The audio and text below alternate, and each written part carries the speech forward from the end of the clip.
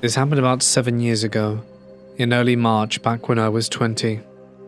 My two closest friends, Ryan, who was 22, and Cole, who had just turned 19, were both preparing to leave for different branches of the military, and there was this understanding between us that things were about to change in a way that had never really happened before. Ryan was shipping out first, Cole later that year, and I was the only one still undecided, stuck somewhere between wanting to follow them and not knowing if I could. We had grown up together, so those last few weeks felt like the final stretch. And that night, we were at Ryan's older cousin's place, out in rural Pennsylvania, doing nothing in particular but killing time. Well, around midnight, Cole suggested we head out to a river he knew, near an old railroad line. And when he mentioned the place was creepy at night, that alone was enough to get us moving.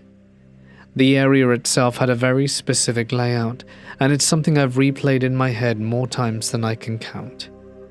There was a narrow back road running along a shallow valley, and just below the road was a strip of wood, maybe 30 feet deep, that opened directly onto a set of railroad tracks. The tracks ran perfectly parallel to a wide, slow-moving river, with a steep, gravel slope dropping down from the rails to the water's edge. There were no crossings nearby or side tracks, no signs of recent activity, just a single line cutting through the landscape. We parked along the road, grabbed a couple of flashlights, and made our way down through the trees. The ground was uneven and damp under our boots. It was cold, so we built a small fire near the riverbank and sat around it, chatting. Just about stupid memories, old stories. There was this strange mix of excitement and unease hanging over the conversation. Like we all knew this was one of the last nights we'd have like this, but no one wanted to say it aloud. We couldn't have been there more than 15 minutes when we heard a man yelling somewhere out in the darkness. It wasn't words exactly, we really couldn't make it out, just sharp and strained noises that echoed through the valley, in a way that made it impossible to tell where it was coming from. All three of us stopped talking at the same time, and the mood changed immediately. Ryan laughed at first, brushing it off, saying it was probably just someone messing around. But then the sound came again, longer this time, and there was something in it that didn't feel like a joke. We swept our flashlights through the trees, across the tracks, out towards the river, but there was nothing there. No other people, no sign that anyone else was near us. The place didn't just feel quiet. It felt ominous, like we'd walked into something we weren't supposed to be a part of. We put the fire out without really discussing it and sat there in the dark listening, waiting for the sound to return. For a while there was nothing but the faint movement of the river. Then we felt it before we heard it. A subtle vibration that travels through the ground and into your chest. A train was coming. Given where we were, the only real option was to climb the slope back up the tracks, even though it was steep enough that every step felt like it might slide out from under us. We scrambled up, using our hands as much as our feet, loosening stones falling beneath us. About halfway up, the yelling came again. This time it was closer, close enough that it felt like it should have been right on top of us. But when we stopped and looked, there was nothing there. No figure or movement, just darkness pressing in on all sides. We reached the tracks just as a light appeared in the distance, rounding the bend. It was bright, cutting through the darkness, and then we noticed the smoke, thick clouds rising above the engine, which didn't make any sense at all.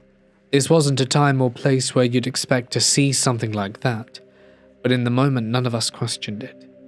Fear has a way of pushing logic aside, and we dropped down beside the rail, flattening ourselves against the ground, waiting for it to pass. The vibration grew stronger, the light more intense, the smoke heavier, and then the yelling came again right beside us, not ahead or behind, but right there, as if whoever was making that sound was standing just outside of reach. All three of us snapped our heads up at the same time, scanning the darkness, but there was still nothing there. And then, just like that, it was over. The train was gone, not fading into the distance, but gone as if it had never been there at all. The light vanished, the vibration stopped, the smoke disappeared, and the silence that it left felt unnatural. We stayed there trying to process exactly what happened. Cole was the first to say anything, asking if it had happened, but no one answered his question. We crossed the tracks without another word, moved back through the woods and decided to sleep in the car rather than risk driving those winding roads with our heads still spinning. By morning everything felt different. Sunlight has a way of doing that. We joked about it, came up with some explanations, maybe a maintenance vehicle or fog playing tricks on us, and maybe we were just tired. And eventually, it became one of those stories that we just sort of forgot about. About 4 years later, I was back in town visiting and ended up stopping at the local museum. One display focused on railroad accidents, and there was a black and white photo labeled Valley Line Disaster 1911. According to the description, a steam locomotive had derailed along a river just outside of town, killing several workers. One detail stood out more than anything else, a note mentioning that witnesses had reported seeing a man shouting frantically just before the crash, as if he had been trying to warn the crew. But it wasn't just the story that got to me, it was the photo itself. In the image you could see the wreckage near the river, twisted metal and debris scattered along the tracks, and standing off to the side were 3 figures, blurry and indistinct but clearly there. 3 young men who were not dressed like workers or rescuers, but just near the rails. Underneath the photo was a note from the archivist saying those figures weren't identified and didn't appear in any other records related to the incident. I stood there for a long time, staring at the picture, because I couldn't shake the feeling that I had seen that exact spot before. Not just the location, but the angle, the position, the way the tracks curved along the river. And then something else came back to me. Something I hadn't thought about since that night. Right before the train disappeared, just for a split second, I thought I saw something across the tracks. 3 shapes lying low to the ground, almost like reflections of us. At the time I dismissed it as shadows or my eyes playing tricks on me. But standing there in that museum looking at the photograph, I wasn't so sure anymore. Sometimes I think about that night and wonder if what we experienced wasn't just something strange passing through, but something overlapping 2 moments separated by more than 100 years, brushing up against each other for a brief moment. And if that's true, then the part that sticks with me the most isn't that we saw something that we couldn't explain. It's that the possibility for a brief moment, someone from the deep past, saw us too. My first ghostly encounter was only a moment, and if I'd have been alone, I'd have taken it as just a trick of the light. My friend and I were traveling on the buses between our houses. We were both looking out the window enjoying the view, honestly feeling a bit bored. We passed over a bridge just above some train tracks. For just the moment it took for the bus to pass the bridge, I saw her, the white lady. And she was see-through. She looked like mist. She had a long gown on, and either long white hair or a veil, and she was just standing there right on the tracks facing ahead. I don't remember anything about her, any specific features or anything, and assumed she was a bride, but not right at the moment. I just remember turning slowly to my friend, and she was doing the exact same thing and looked white as a sheet. "Did you just see that?" I asked, and she nodded. We both shivered and looked back, but you couldn't see the tracks unless you were on the bridge. I let her tell me what she'd seen and it matched. We were both stunned and thoroughly spooked. Last night my partner and I were taking a train home from a night out in London. It was late and we live in the country, so there aren't many towns or bright lights on the route, which essentially turns the windows into black mirrors.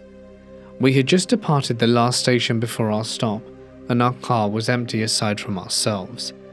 I had turned to the window and saw the reflection of a person walking down the aisle towards our backs, and it appeared that the person had settled into the seat directly across the aisle from us. When I turned to look at the person in the seat, no one was there. I stood up and looked around the car. Still only my partner and I. It was a quick glance of the person, but long enough to get a rough description. Today I couldn't seem to shake what I saw and did some research. I found a very brief article about a person that was hit by a train just outside of the train station we had departed on the same route, when I saw the figure in that reflection.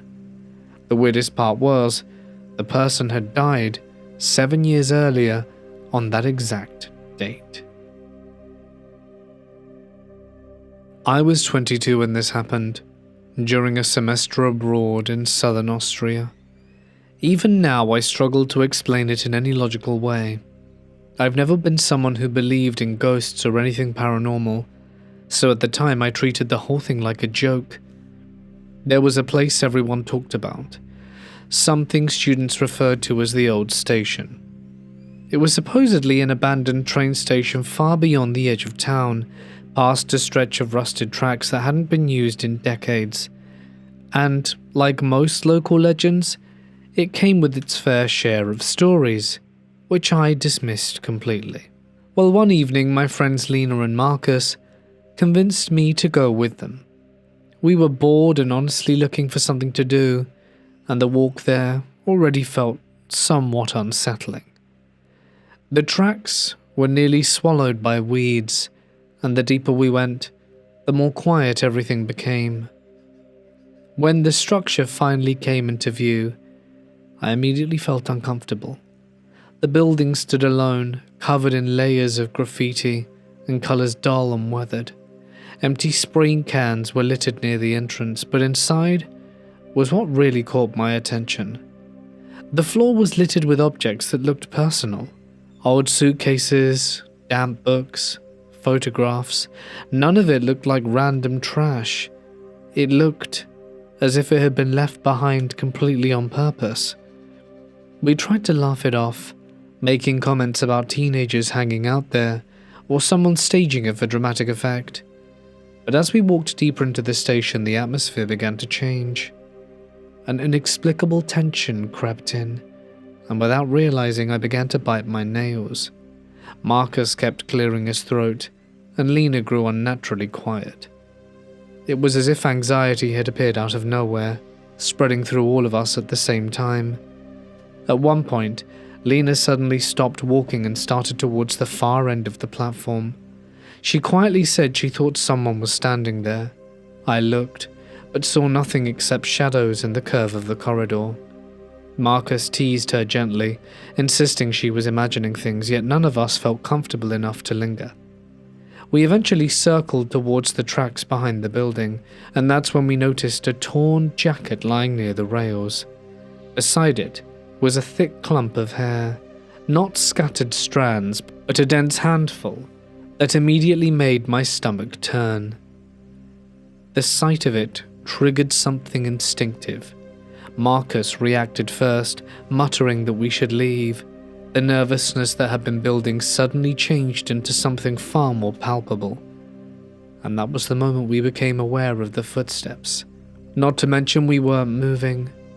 It was as if someone were dragging their feet across the gravel.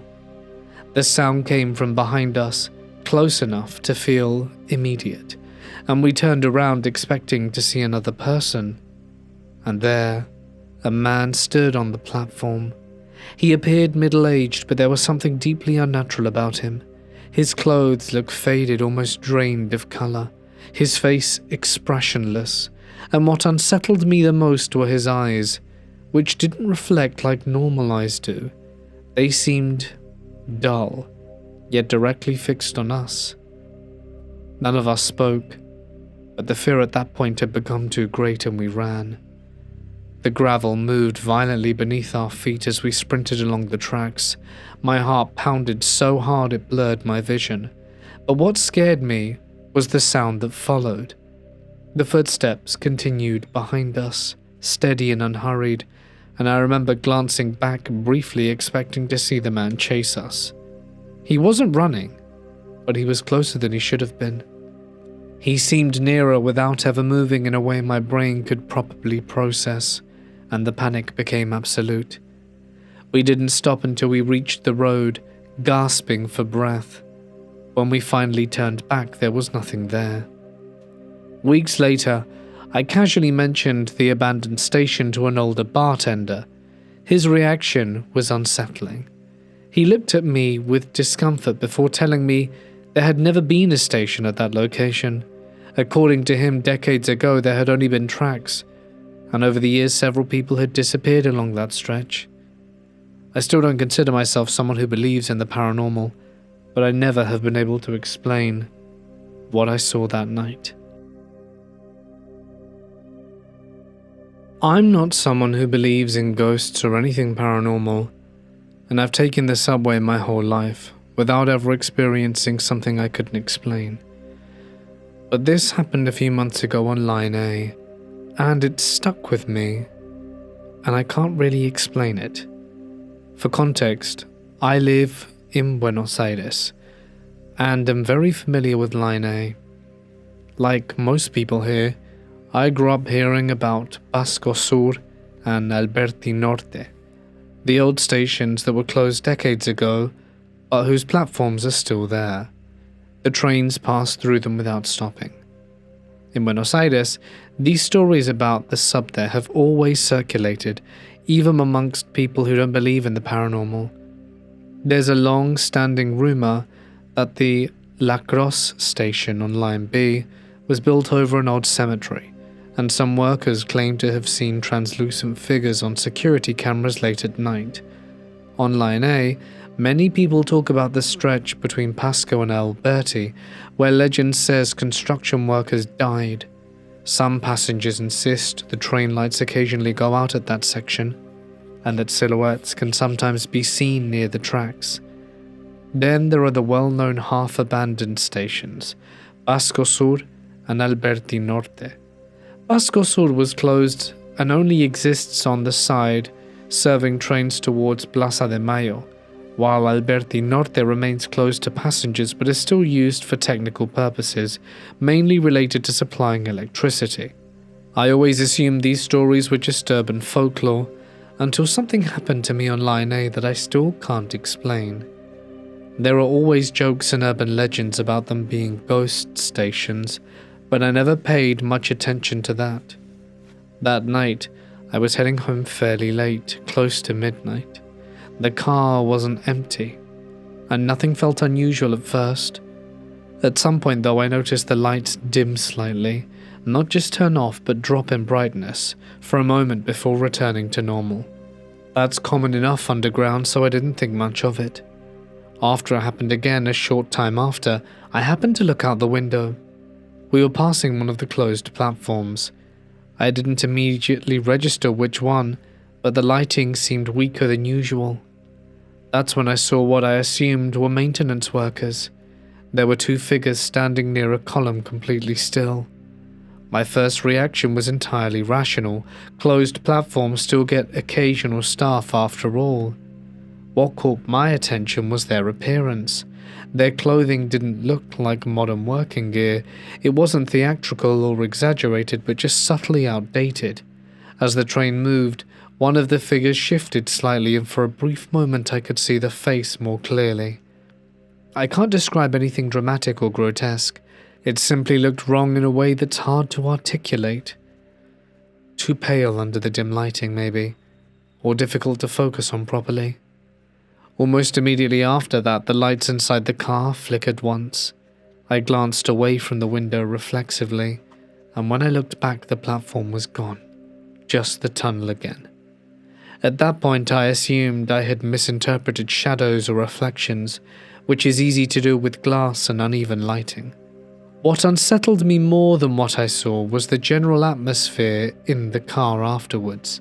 Several passengers seemed tense. No one spoke, but there was noticeable restlessness, people glancing at the windows, shifting in their seats.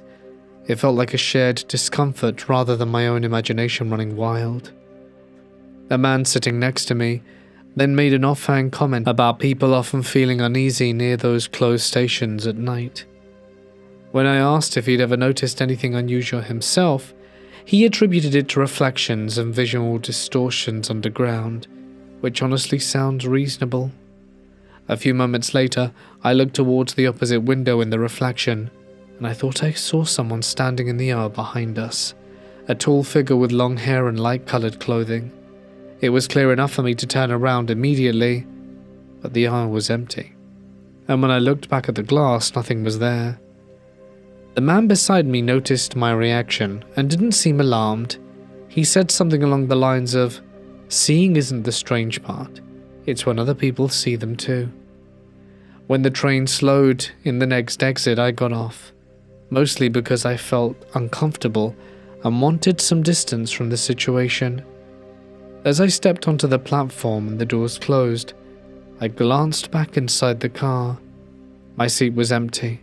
The man was gone. There was no obvious movement suggesting he had gotten off earlier, and no one nearby resembled him. I remember finding that odd, but assuming I simply hadn't noticed him stand up.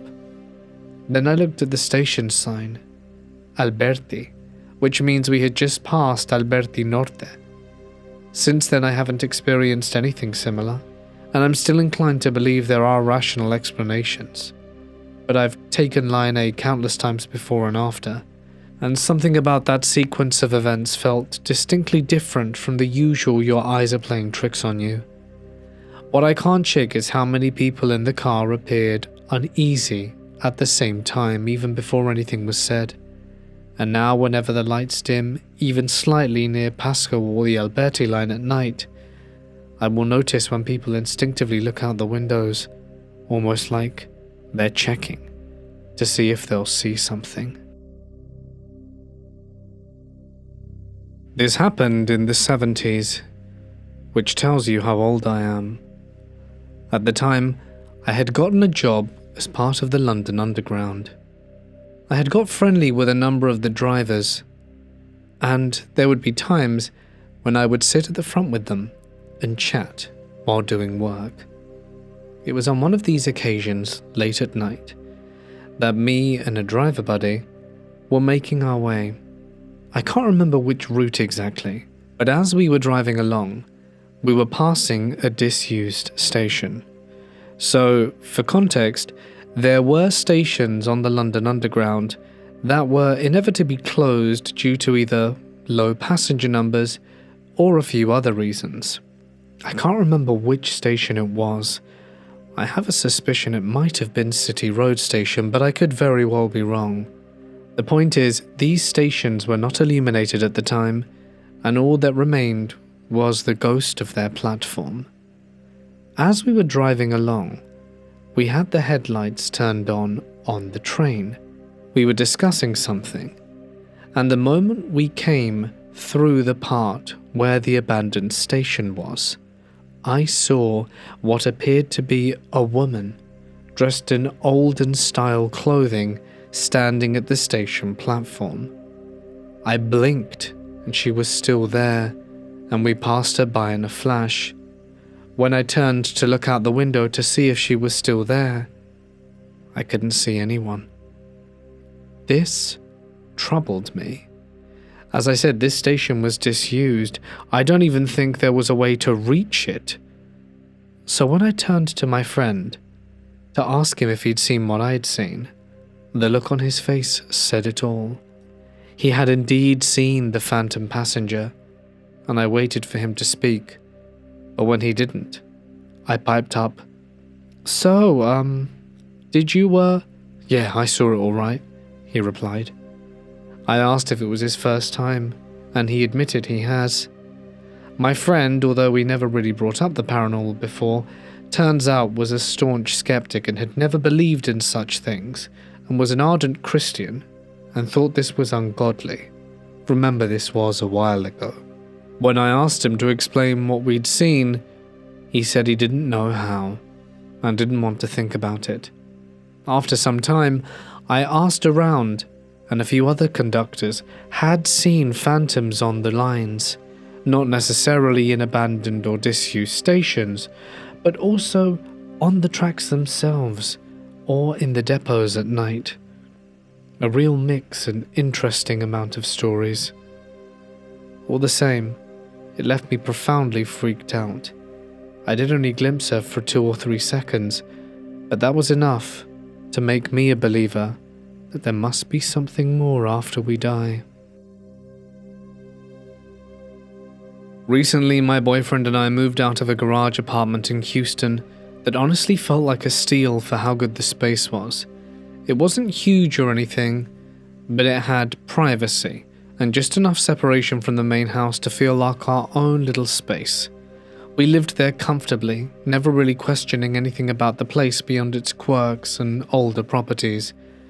After we moved out, our landlord asked us to help line up a sublet, which we did without much thought. Everything seemed straightforward until I got a call from the new tenant that blindsided me. They sounded angry, and immediately asked why I hadn't told them there'd been a death in the house. I was confused. I genuinely had no idea what he was talking about. I told them exactly that I hadn't been told anything like that, and that if it were true, it was something the landlord should have disclosed, not me. But they kept going, explaining that they were practicing Catholics, and that this kind of thing was very serious to them, especially because they believed strongly in the possibility of demonic attachment or possession tied to violent deaths. And that was when something in the back of my mind began to stir. Up until that moment, I had never connected anything unusual to the apartment. But once the idea was planted, 2 specific incidents came rushing back, both of them strange enough at the time but easy to dismiss when they happened. The first was the cat. One morning we woke up and found a stray cat laying dead in our driveway.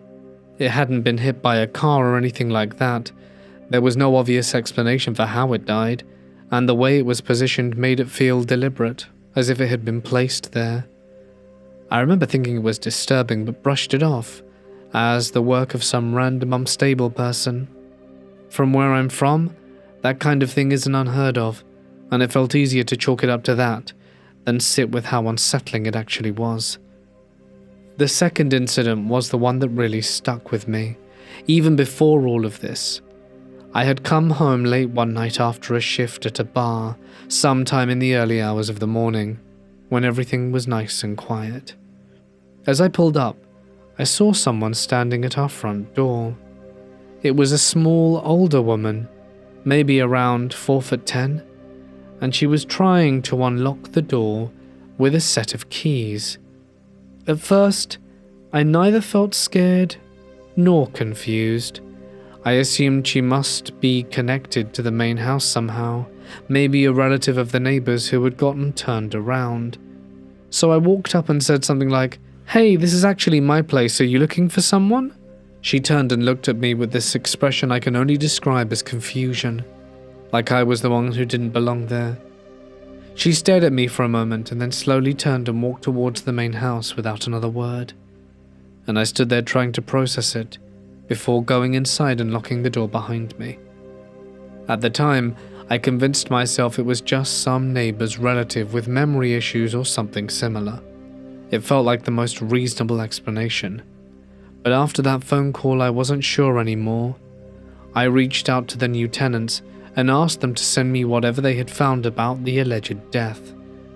I won't go into too much detail for privacy reasons, but what they sent was enough to make my stomach drop. The garage apartment had originally been built for the homeowner's elderly mother, and she had been killed there. Not passed away naturally, but violently killed in her bedroom. There were details about the case that made it even more unsettling, particularly the timing and the location. The property was close to the railroad track, and based on when it happened, there was speculation that the crime could have been connected to Ángel Reséndiz, also known as the Railroad Killer, who was active in that area around the time and was known for targeting homes near train lines. Reading that made everything feel surreal. The dead cat, the woman at the door, the fact she had keys, or at least something she thought were keys, and the way she looked at me like I was in her space. I still don't consider myself someone who jumps to paranormal conclusions. Every now and then I can come up with rational explanations for each individual event if I try hard enough. Someone could have dumped the cat, the woman could have been confused or dealing with something mental, or simply being at the wrong house. But it's harder to ignore how those moments feel when you look at them together, knowing what might have happened there before we ever moved in. I lived in that apartment for months and never once felt like I was in danger, never felt watched, and never had that overwhelming sense of dread usually described in stories like this. Once, while riding the Mexico City Metro, I swear I saw someone standing on the tracks between stations. This wasn't one of those maybe I imagined it moments. The train had slowed just enough, and through the window I could clearly make out a figure standing in the tunnel. It caught me so off guard I physically tensed. The guy next to me noticed immediately. What made me uneasy wasn't just that he noticed, but the way he looked. He had an awful, unsettling appearance, not in an exaggeration horror movie way, but in a deeply uncomfortable, hard-to-explain way. His face seemed off, like his features didn't quite sit where they should, and his skin looked unnaturally pale in the fluorescent lighting. His eyes looked empty, and when he smiled, it didn't reach his eyes. At first I tried to rationalize it. Anyone who commutes regularly in Mexico City knows the metro is full of unusual encounters, but when the train stopped and I stepped out, he stepped out too. That's when things began to feel uncomfortable. I was heading to the university that day, which meant transferring twice. Every time I changed lines, there he was, always somewhere behind me or across the platform, never rushing, but also never losing sight of me. And eventually he started talking. His voice was soft and almost reassuring, which somehow made his appearance even more disturbing. He told me he had seen it too, and that what I'd noticed on the tracks wasn't a person. I tried to ignore him, assuming it was leading into some kind of pitch, and I was right. He began talking about a temple where they could supposedly teach people how to heal others. He said some of us were more sensitive and capable of noticing things, and most people couldn't. I politely declined. A few stations later, he asked me again. By the time I made my first transfer, he had tried several times to convince me to go with him. What unsettled me was how little it sounded like persuasion. It felt more like he was reminding me of something I'd already agreed to do. He never gave a specific address. He only mentioned vague references, saying people knew about these temples, healing centers, whatever you wanted to call them, somewhere between Tepito and La Merced. The way he said it made it sound like common knowledge. That detail stuck with me because early that day I had stopped by La Lagunilla. I was young and smoking weed back then, so naturally my brain searched for rational explanations, and maybe I was being paranoid or overanalyzing a perfectly ordinary interaction. But still something felt off. Whenever I tried to lose him in a crowd, he would somehow reappear. I never clearly saw him move between spaces, I would just notice him again already there. Then somewhere between stations the lights flickered. It was brief and happens all the time in the metro, but the timing felt creepy. And for a split second I thought I saw a figure outside standing in the tunnel close to the train. When the lights stabilized, I turned back towards the man, but he was gone. No one reacted or looked around. It's as if no one had ever been standing where he'd been. And I remember feeling this deep irrational discomfort that stayed with me long after the ride. Years later, a conversation brought the memory back in a way I wasn't expecting. A former co-worker told me about their time working in a psychiatric hospital in Mexico City. According to them, several patients had described similar encounters in the metro. Calm strangers, friendly conversations inviting to temples or healing groups. Some of these patients didn't describe it as recruitment, but as being taken. Not violently, but guided somewhere they couldn't later identify. A few claimed they managed to get away, but none could clearly explain where they had been. My co-worker had a perfectly logical explanation, of course, delusions, memory gaps. And honestly, that explanation makes sense. but several patients insisted they kept seeing the same people again later in the metro watching them. Every so often when I'm riding the metro and the train slows between stations, I catch my reflection in the dark window and wonder if I'll ever see that creepy man's face again. For context, I work at a heritage railway in the United Kingdom, which for those of you who don't know is a privately owned railway that runs steam engines and older trains for fans and the public to enjoy on railway lines that were previously closed, usually meaning they are very old. The specific station I was at is around 160 years old and is deep within the countryside. There is an unconfirmed story that there have been bodies buried underneath the station from people who died in the early days of its operations. There has been other paranormal activity at this station reported from shadow figures and voices.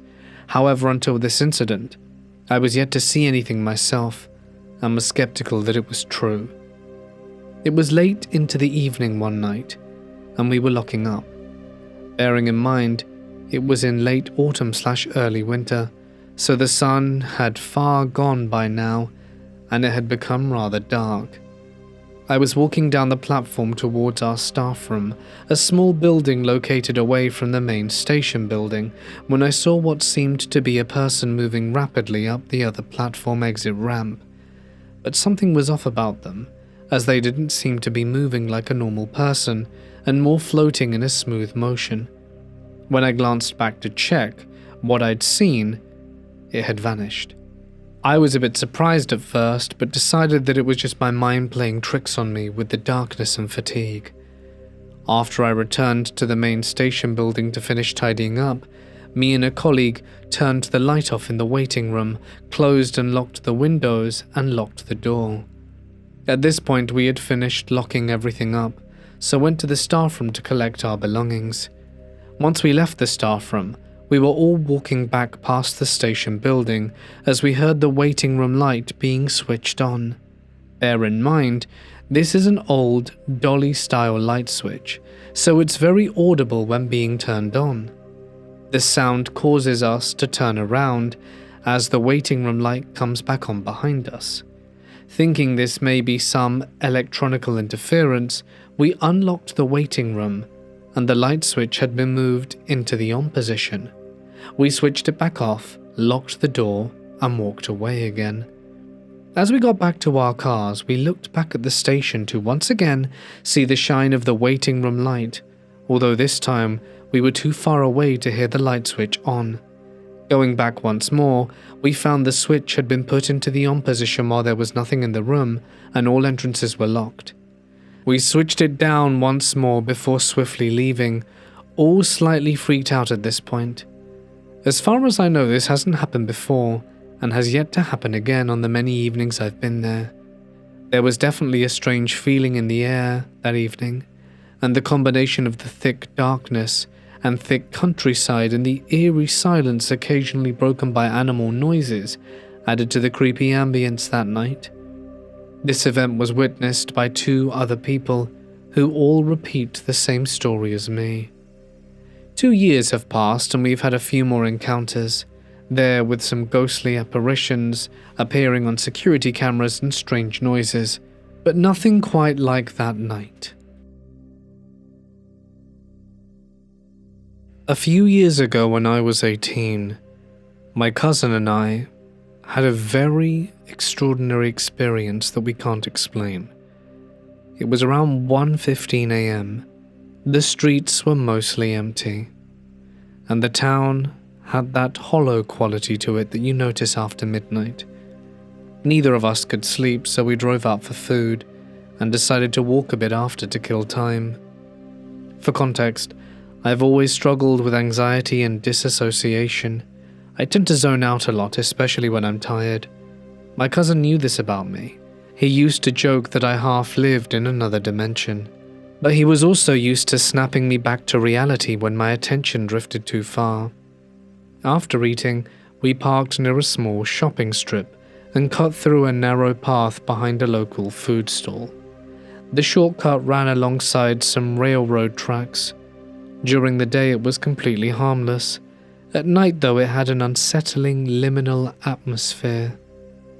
We were in the middle of some forgettable conversation when I noticed a silhouette near the tracks. At first, it barely registered. It looked like someone standing there hunched forward, not sitting or crouching, but standing. The figure's head was tilted downwards, its back slightly arched and completely motionless. I didn't react right away. My brain immediately tried to rationalize it. Maybe someone checking their phone, or someone drunk, someone trying a shoe. I mean, people do strange things late at night, and nothing about it initially screamed danger, and we kept walking. Then the figure shifted. It wasn't a dramatic movement, just enough for it to step into the reach of a nearby streetlight, and that is when the unease hit me. Something about its proportions didn't sit right. The arms looked longer than they should have been, not exaggerated or cartoonish, but subtly wrong. I slowed without realizing it. My cousin noticed immediately and asked what was wrong. I don't know. The closer we got, the stronger that uncomfortable feeling became. The figure didn't move naturally, it seemed to unfold rather than step, shifting in small, unsettling motions that were both jerky and somewhat fluid. Under the light, its skin, or what I could see of it, looked grey. That's when my body reacted before my mind could catch up. A cold, instinctive dread washed over me. I stopped walking and said one word to my cousin. Run. My cousin didn't question it. The second he heard the change in my voice, we both bolted. Adrenaline drowned everything out, our footsteps slamming against the pavement. And like an idiot in a horror movie, I looked back. The figure was no longer hunched over. It was moving, but not towards us, but towards someone else, a man on a bike that was slowly pedaling down the street. What unsettled me most was that he didn't react. He didn't speed up or swerve, he didn't even seem to acknowledge the figure approach him. Meanwhile, the thing moved with those same unnatural arm positions, upper arms angled downwards and outwards, forearm jutting forwards in a stiff, almost mannequin-like pose. Within seconds, it was practically on top of him. My cousin grabbed my arm. "Dude, what the hell is that?" "I don't know," I said. The biker simply kept moving at the same slow pace, still swerving slightly. There was no panic or hesitation or awareness whatsoever. Then just as we reached the corner, he abruptly changed direction and rode south, disappearing down the street. And the figure remained near the tracks, like nothing had happened. We didn't stay to investigate. To this day, we still debate what we saw. My cousin insists it was probably just a person distorted by bad lighting, someone standing strangely, someone carrying something, and that our brains misinterpret shapes in the dark. And I wish that were true. But every time I replay it in my head, I know it's not. Last Wednesday night, I was heading back home to New Jersey after spending the evening in Madison Square Garden, where I'd gone to watch a New York Knicks game. Instead of heading straight home, I stopped by a nearby club and stayed there for a few hours, unwinding and enjoying the night. I had a few beers, nothing excessive, and paced myself. But by the time I left, I felt that light, loose buzz. Eventually, reality caught up to me, and I knew I had to get back, so I made my way into Penn Station to start a trip home. The place was quieter than usual, especially for New York, but not completely empty at that point. I took the New York City subway, riding the one train for just one stop to Times Square, then got off and started walking towards the Port Authority bus terminal to catch my bus back to Jersey. And that is when things started to feel off. When I got to the terminal, it was eerily empty, far emptier than it should have been for that hour. There were no crowds or random people passing through. I remember thinking it was strange, but not enough to stop me from continuing forward, and I just kept walking, trying to get to where I needed to be. Then out of nowhere, I felt a hard shove from behind. It hit me so suddenly that I didn't even have time to react before I lost my balance and slammed onto the ground. The impact knocked the air out of me, and before I could even process what was happening, it got worse. I felt multiple impacts almost immediately, kicks coming from different directions, 3 people at least. I could feel their shoes hitting my back, my stomach, even my head as I tried to curl up and protect myself. It all happened so fast, maybe 15 seconds total, but it felt much longer in that moment, like time had stretched out just enough for me to register every hit without being able to stop any of it. I didn't fight back. I was completely caught off guard, disoriented, and focused on just trying to shield myself. Then just as quickly as it started, it stopped. I felt someone tug at me, and then my wallet was gone. The footsteps moved away fast, and by the time I managed to lift my head and look around, they had already vanished. I was left there on the ground, breathing hard, trying to figure out what had just happened. My whole body hurt. My head was spinning, but somehow my phone was still in my pocket, and that was the first thing I reached for. My hands were shaking as I pulled it out and hit the power button 5 times, triggering the emergency call. When the operator picked up, I could barely get the word out at first. My voice was unsteady, my breathing uneven, but I managed to tell them I'd just been attacked and robbed. They told me help was on the way and to stay on the line with them while I tried to keep myself together. While I was still lying there, I turned my head slightly and noticed something on the ground nearby. A pocket knife. One of them must have dropped it during the attack. Seeing it sent a chill through my gut, because it made me realize how much worse things could have been. They hadn't used it, but they could have, and if they had, I don't know if I'd still be here talking about it. The police and EMTs arrived in under 5 minutes, though it felt longer. By that point, adrenaline was starting to wear off, and the pain was settling in more clearly. They helped me up, asked me questions, and then rushed me to the hospital to get me checked out. I stayed overnight giving statements to officers and investigators while they documented everything. The next day I was released, and finally made it home, still sore and shaken but alive. I lost about $300 that night, along with whatever else they might have tried to use from my cards. And yeah, that sucks. It's not a small amount of money, and dealing with the aftermath of cancelling my cards, talking to banks, following up with investigators, it's a headache I'm still dealing with. But at the end of the day, none of that matters as much as the fact I walked away from it. I grew up in Missouri. Moberly was just another dot on the map. Brick buildings, railroad tracks, and cornfields stretching out.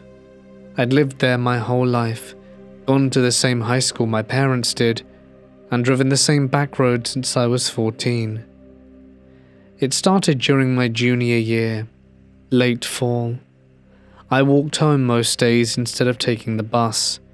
It cut through a shortcut behind an old abandoned building near the tracks that everyone called the feed mill, even though it hadn't been used in decades. One afternoon, I heard footsteps behind me and slowed down.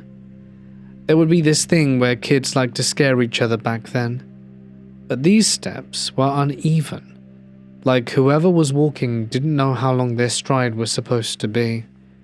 Sometimes I'd hear dragging, other times sharp taps like bone on concrete. Well, I'd turn around and there'd be no one there. So, a little bit freaked out, I hurried home, and couldn't shake the feeling that something had been watching me. After that, it happened more often. I'd catch movements in windows that reflected the street behind me, something tall and pale that vanished the second I looked directly at it. Teachers would call my name in the hallway, but when I answered, they'd swear I hadn't said anything. Once, I heard my mum call me from downstairs while she was at work, and that's when I started losing sleep. The night I really saw it was after a football game. I was cutting through the same shortcut.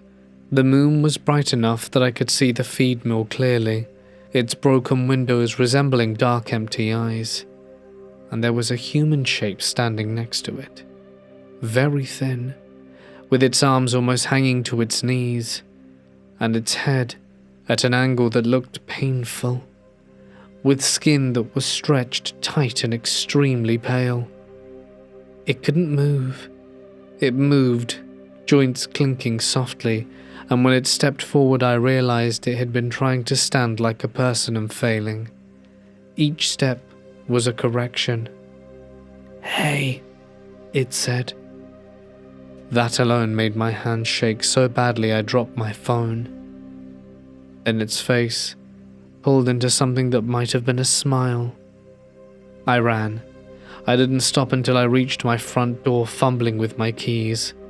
I didn't tell anyone that something was copying me, that it lived by the tracks. I try not to take that route anymore. This was technically my first paranormal experience, although I didn't really think of it until I was much older. When I was a kid of around 7, my family lived in an old house with lots of history. The property had once been part of a small railroad station decades earlier, and although the tracks were long gone by the time we moved in, older neighbours would still occasionally mention that railway workers used to pass through or even stay on the land for periods of time. So it was winter, and like a lot of older homes, ours relied on a mix of heating sources to stay warm through the night, the main one being an old metal wood heater sitting in the living room. If you've ever been around one of those, you'll know they're never really completely quiet. They pop, tick, creak constantly as the metal expands and contracts with the heat, but as the child you have no understanding of that, so every sound it made felt random and, more importantly, unsettling. But one night, for reasons I cannot remember, I convinced my parents to let me sleep on the couch in the living room instead of in my bedroom. I remember the space being dim, with most of the light coming from the dull orange glow of the heater, which cast long, shifting shadows across the walls and floor, making everything feel slightly off, even before anything happened. At some point in the middle of the night, I woke up to the heating making a louder than usual creaking sound. It was loud enough to pull me out of sleep completely. Still half out of it, I turned my head towards the sound, expecting to see nothing more than the usual metal shifting. What I remembered next is where things stopped making sense. Even now, I've spent years going back and forth on whether it was a dream, a trick of the light, or something else entirely. But at the time it felt completely real. I saw what looked like a small train emerging from the area near the heater.